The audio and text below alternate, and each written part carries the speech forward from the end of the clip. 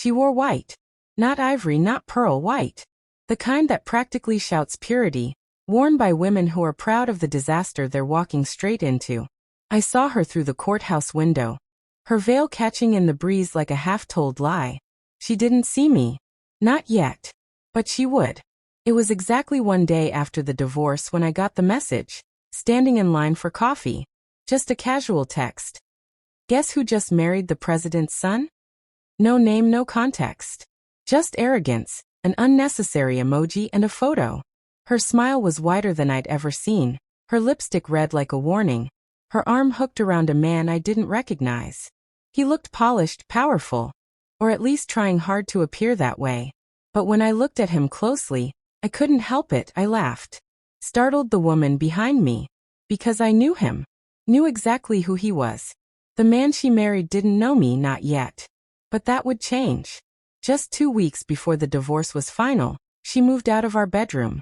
Claimed she was overwhelmed, said she needed time. Her tone was calm. Too smooth, too rehearsed. I remember one night, the two of us sitting across from each other, cold lasagna between us, while she laughed at something on her phone. A laugh I hadn't heard in months. Not that way. I asked, who's that? She hesitated. Just barely. Then no one. Work stuff. At 11:47 p.m. That was the first crack. A fine fracture, almost invisible. But I saw it. She wasn't distant because she was upset. She was distant because she was detaching. Like someone mentally rehearsing their exit. When she finally said she wanted out, it was clinical. No argument. No tears. Just words that felt practiced. Almost like she was annoyed it had taken me this long to agree. So I didn't fight it. I smiled, signed the documents, said I understood, and started watching. Before she moved out, I installed a logger on her old laptop. Not illegal, just carefully unethical. She didn't notice. She was too busy planning her next move. The name popped up 3 days later. Rav Malhotra. Midnight video calls. Encrypted messages. Calendar invites with vague titles like charity planning or consultation session. I searched him up. Found a LinkedIn profile with no photo and a generic title. Public Policy Advisor. But in old articles buried in press snippets, I spotted him. His name tied to a headline. President's son launches Clean Energy Initiative. Perfect. Ideal. Predictable. The kind of man she'd always wanted. Someone with enough charm to mask anything underneath. I gathered photos, pieced together timelines, compared calendar events to when she'd first started pulling away. She had met him long before she ever mentioned the word divorce. And then 2 nights before the wedding, he came to my building.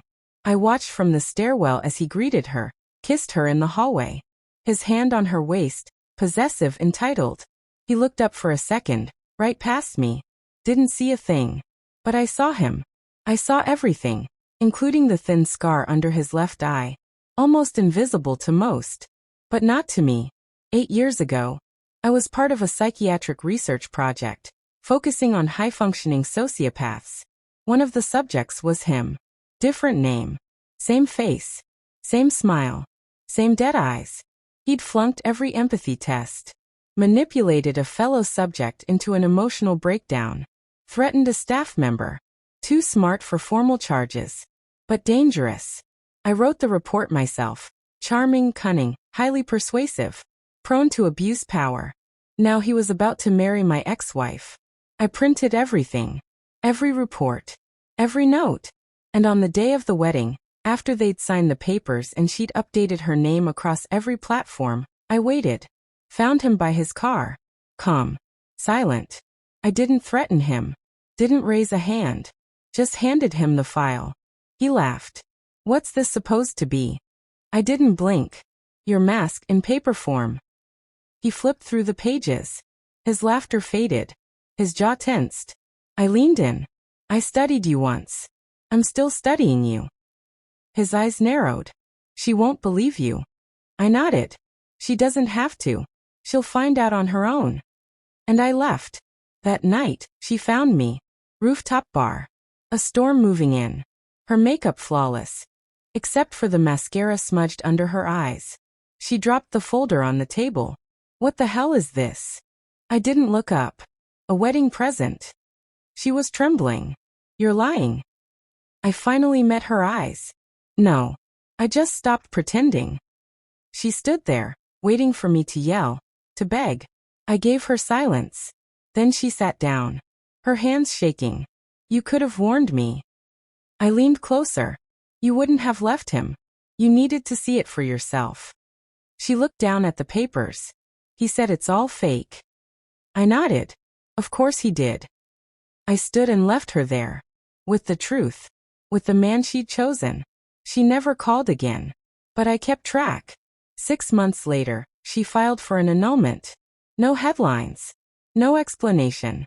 She vanished from his life like she'd never existed. But I had. I'd been there. Watching. Not because I loved her. Not anymore. Because I knew exactly the kind of man she'd fall for. I knew, because I used to be that man. The only difference? I studied monsters. She married one. And I made sure she knew the difference. I never needed revenge. She did it all by herself.